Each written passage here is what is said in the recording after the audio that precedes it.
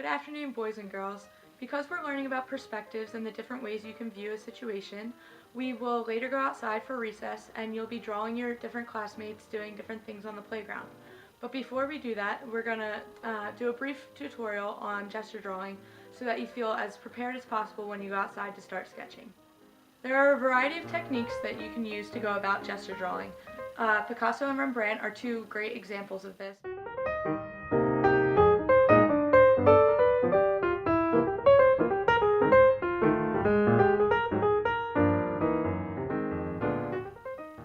There are a variety of techniques with which you can go about gesture drawing.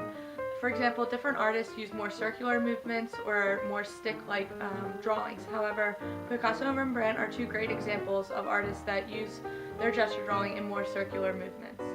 For the purpose of our activity today, when you're out on the playground, you're going to be using more of a circular technique rather than the straight lines so that you can capture the body's movement as best as possible. For the purpose of your drawing later on this afternoon, you're going to be using a number 2 pencil and the computer paper you're given. However, for the purpose of this tutorial, we'll be using more of a marker-like pencil utensil so that you're able to better see what I'm drawing.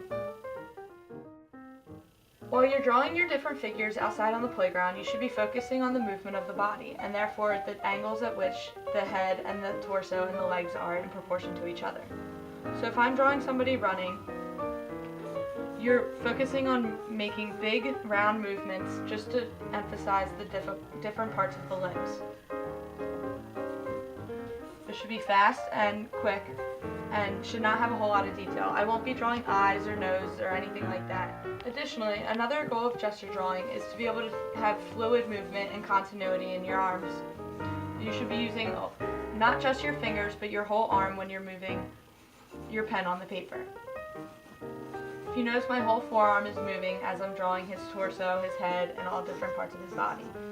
As you can see, this person's on the monkey bars, and I'm generally just drawing the main bars and the different aspects of the limb. While you're drawing outside, the most important part is to keep your eyes on your subject at all times.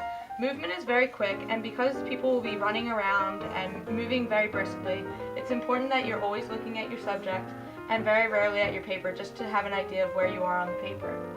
Additionally, it's really helpful that I'm using a Sharpie, but while you're using pencil, you have to make sure to know that there's no erasing when it comes to gesture drawing. You can't make a mistake, and if you do, if you feel as though you've made a mistake, you can just keep going over it until you feel as though you've got the right proportion and shape that you're looking for.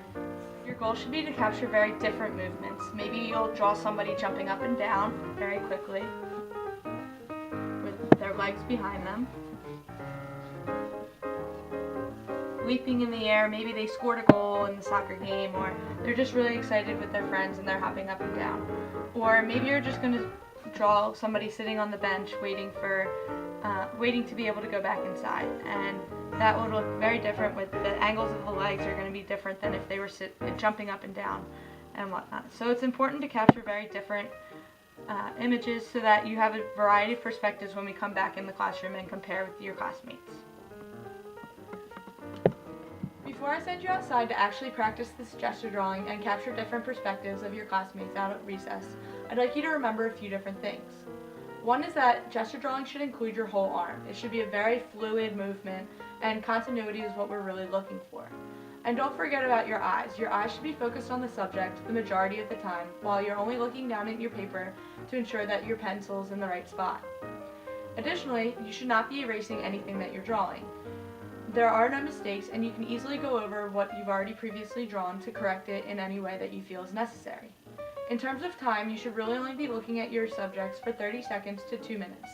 That should be enough time to capture the general idea of the body's movement and not really focus on the details. You should have no facial features, no hair, no writing of what's on the child's t-shirt. Anything like that should be, you can add in later on. But for right now, when you go outside, you're going to be drawing 4 different perspectives, and when you're doing them, try to capture different genders, both boys and girls. Try to capture different activities. Maybe you catch part of the soccer game and part of a teacher interacting with students out at recess, but try to get very different movements so that you're really seeing all the different angles out at recess. Thanks!